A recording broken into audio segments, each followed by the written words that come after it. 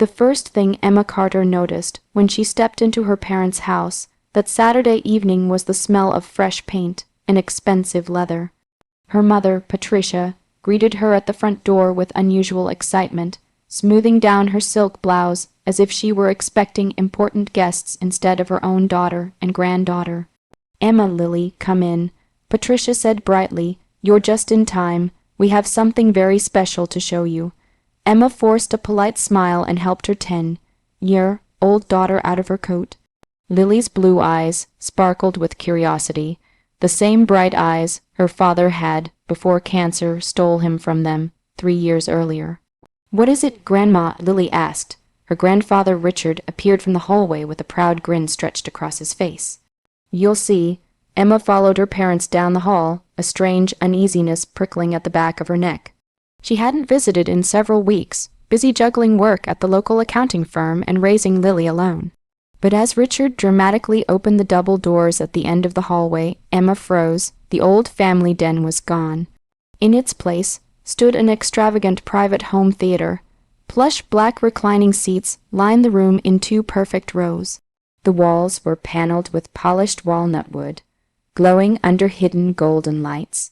A massive screen covered nearly the entire far wall, flanked by speakers that looked more expensive than Emma's car. Lily gasped, "Wow." Patricia beamed, "Isn't it marvelous?" Emma stared in stunned silence. Her parents had always been comfortable financially, but they were retired school teachers, careful and practical with money. This theater looked like something built for celebrities. "It's impressive," Emma said slowly. Richard chuckled.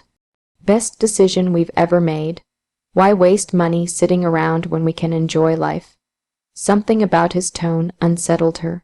Dinner was served shortly afterward in the formal dining room. Patricia chatted endlessly about surround sound systems and imported Italian seating, while Richard bragged about movie nights they planned to host for friends. Emma barely listened. Her mind kept circling back to one uncomfortable question. Where had the money come from? Then Lily innocently asked the question that made the room fall silent. "Grandpa," she said between bites of mashed potatoes, "can we see Grandpa Walter's books next time? Mommy said they're being kept safe here for me." Emma looked up sharply. Her late father-in-law Walter Carter had left Lily a rare antique book collection in his will. It wasn't just sentimental, it was her inheritance, carefully stored in Richard's attic library until she turned 18. The silence that followed felt suffocating. Patricia's smile faltered. Richard reached for his water glass too quickly, nearly knocking it over. Emma's stomach tightened. "What's wrong?" Lily asked. Patricia forced a laugh. "Oh, sweetheart, those old books. They're probably gathering dust somewhere." Emma set down her fork.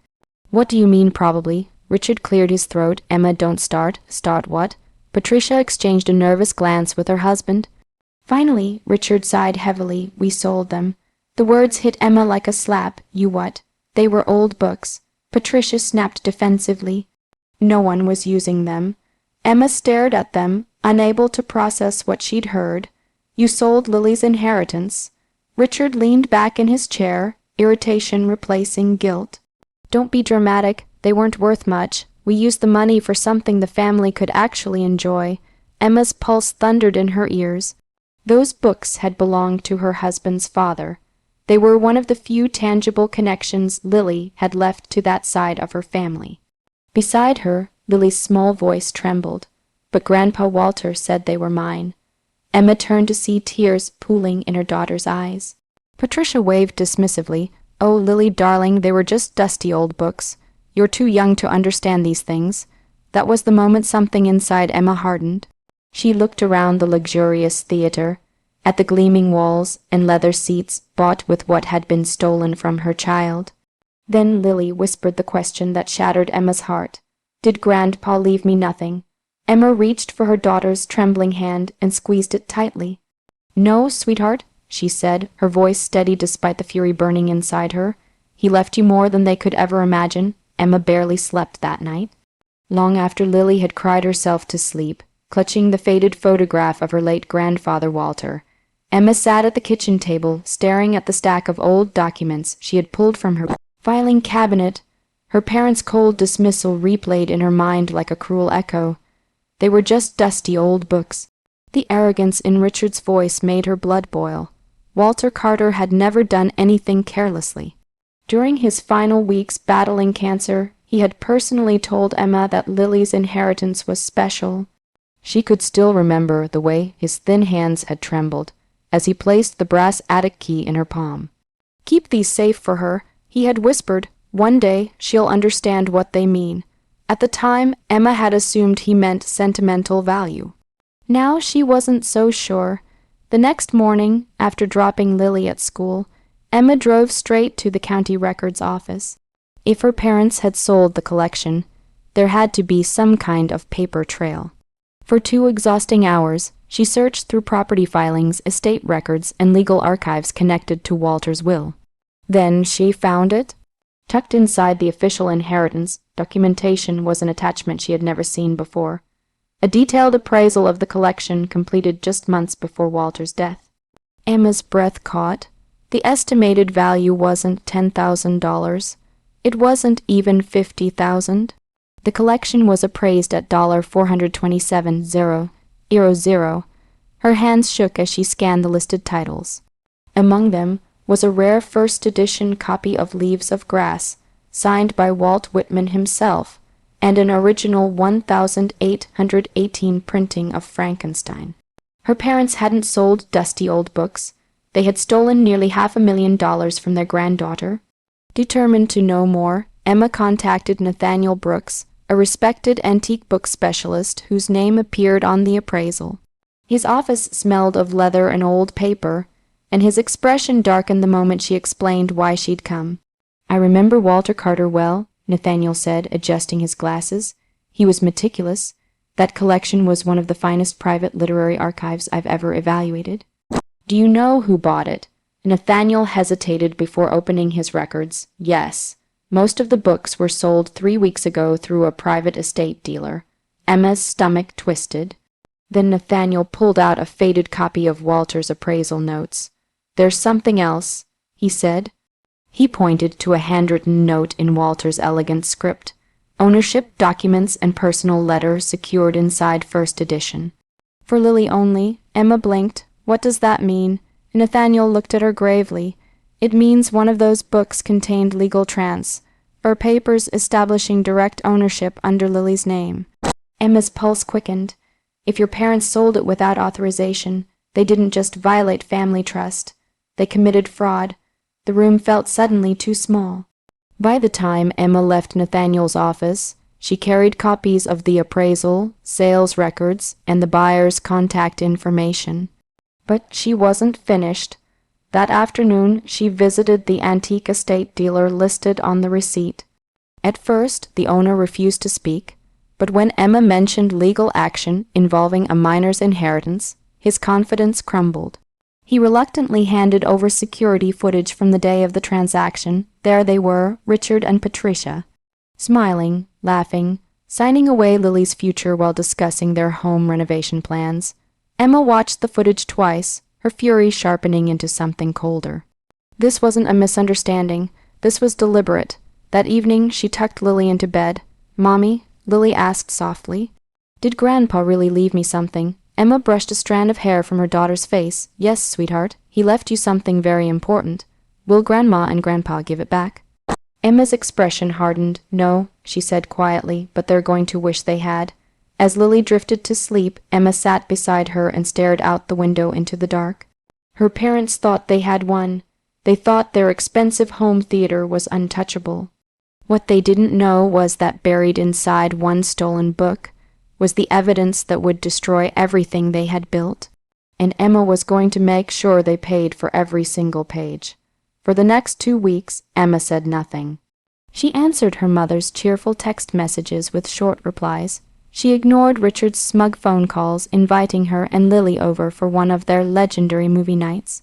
She let them believe their secret was buried as deeply as the antique books they had sold. Meanwhile, she prepared. Every receipt, appraisal document, legal record, and piece of security footage was carefully organized into a digital presentation.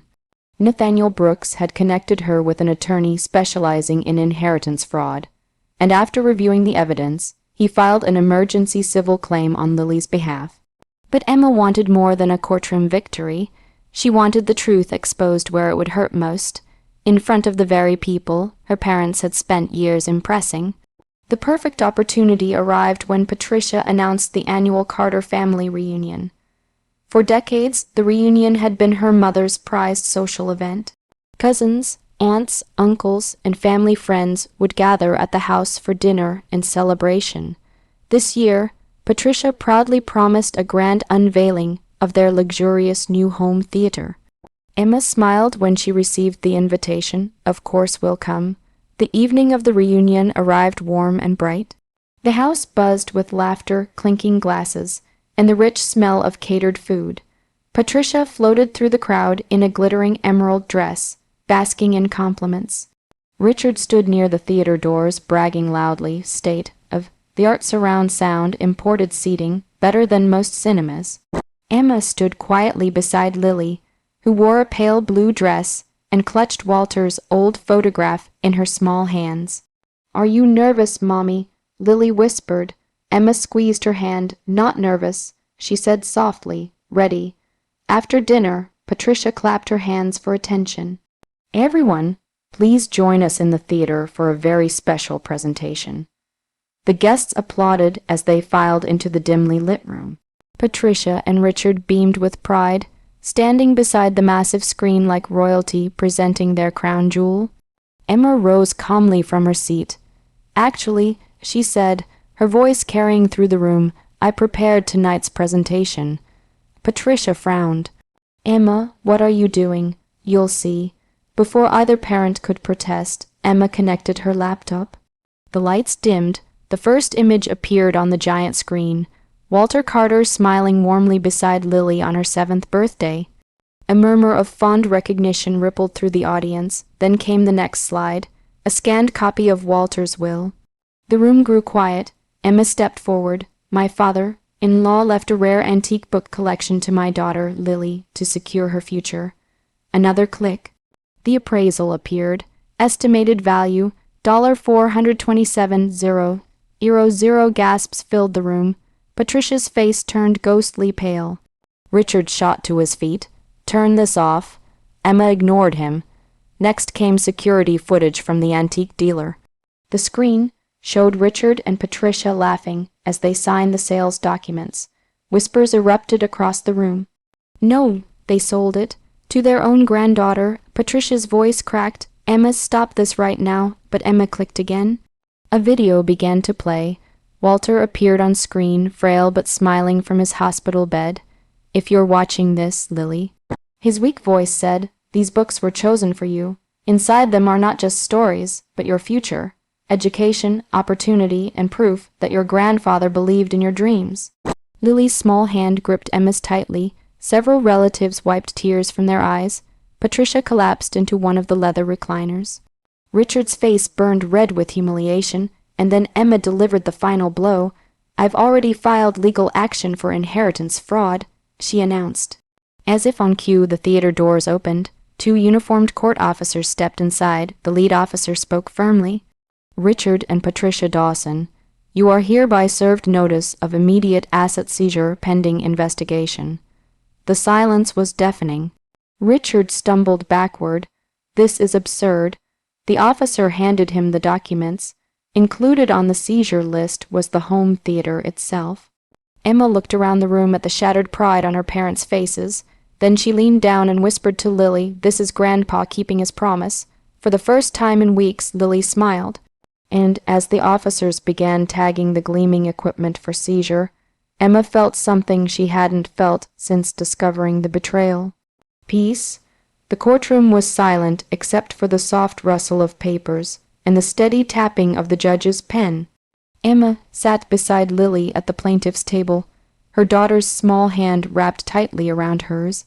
Across the room, Richard and Patricia looked nothing like the proud, untouchable couple who had once paraded their luxury home theater before family and friends. They looked exhausted, defeated. The public humiliation at the reunion had spread quickly through the family and beyond. Friends who had once admired Patricia's polished charm no longer answered her calls. Richard's golf club membership had been quietly suspended. Their carefully built reputation had collapsed almost overnight, but Emma wasn't there for revenge anymore. She was there for justice. The evidence presented over the past week had been devastating. Nathaniel Brooks testified first, explaining the extraordinary value of Walter Carter's antique collection and confirming that ownership had been legally transferred to Lily at the time of Walter's death. Then the estate dealer testified, admitting Richard and Patricia had assured him they had full legal authority to sell the books. Finally, Emma's attorney presented the hidden transfer papers recovered from the buyer of the rare verse edition Leaves of Grass. Tucked inside its worn leather cover had been Walter's original signed declaration naming Lily sole owner of the collection. The proof was undeniable. Judge Eleanor Whitmore adjusted her glasses and looked directly at Richard and Patricia. "You knowingly sold assets belonging to a minor," she said firmly. "Worse, you used those funds for personal luxury." Patricia broke into tears. Richard stared at the floor. The judge continued, "This court orders full restitution in the amount of $427,000, plus emotional damages and legal fees. Payment is due immediately through liquidation of available assets." A quiet gasp rippled through the courtroom. Patricia shot to her feet. "Your Honor, please, we'll lose everything." The judge's expression remained cold. "You should have considered that before stealing from your granddaughter." Emma closed her eyes for a brief moment, feeling the weight of months of pain finally begin to lift. Beside her, Lily squeezed her hand. "Does this mean Grandpa's gift comes back?" she whispered. Emma smiled softly. "Yes, sweetheart. Within 6 weeks, Richard and Patricia's house was sold at auction. The gleaming home theater, the symbol of their betrayal, was dismantled piece by piece and sold to cover part of the judgment. Their luxury furniture, vehicles, and savings accounts followed. Every recovered dollar was placed into a protected educational trust under Lily's name. But the most unexpected moment came one rainy Thursday afternoon. Emma opened the front door to find Nathaniel Brooks standing on the porch, carefully holding a weathered wooden box. "I thought this belonged with Lily," he said. Inside was the recovered first edition Leaves of Grass. The private buyer, after learning the truth, had voluntarily returned it. Lily's eyes widened as she traced her fingers over the faded gold lettering. "There's something inside," Nathaniel said. Emma carefully opened the book. Folded between its delicate pages was a handwritten note from Walter. Emma read aloud, "My dearest Lily, if life ever feels unfair, remember this. True treasures cannot be stolen by greedy hands. They always find their way home to those who deserve them. Believe in your worth, chase your dreams, and know your grandfather loved you beyond measure." Tears filled Lily's eyes. She hugged the book tightly against her chest. That evening, Emma helped her place it on a new shelf above her desk. As the sunlight streamed through the bedroom window, Lily looked up at her mother and smiled. Grandpa kept his promise. Emma kissed her forehead. "Yes," she whispered. Across town, Richard and Patricia were packing what little remained of their belongings into a cramped rental apartment. Their home theater was gone, their status was gone, their pride was gone, and for the first time Emma felt no anger.